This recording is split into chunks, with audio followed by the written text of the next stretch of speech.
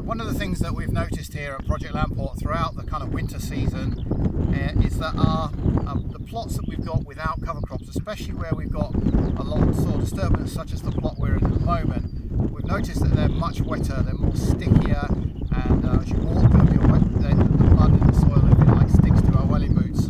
Whereas the plots where we've got cover crops, especially those with less disturbance in, they're much easier to walk, and clearly the water has infiltrated much better into those plots. So it's a real challenge to be able to measure that, because measuring infiltration rates is what we call very noisy data. It's actually difficult to actually do, but today is probably the wrong time of year to do that. We want to wait probably about another month until the soils have just dried out a little bit before we actually get some infiltration. But we're just evaluating two different methods, simple methods here.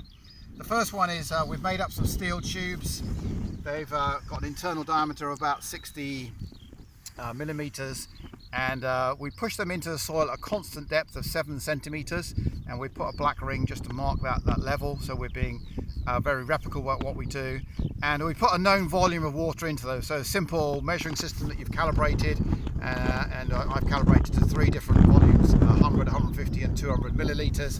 When you tip the water in there, of course you start the stopwatch, and when the water reaches the soil surface, clearly you stop it, and it gives you a nice simple method, but an effective method of measuring infiltration rate. Something slightly more scientific is this mini disc infiltrometer. It has a chamber at the top where you fill it up with water, and that chamber, along with this little air tube on the top here, allows a constant head of water, if you like, as you get infiltration. The bottom chamber, again filled up with water, it's got marks on it, as you can see.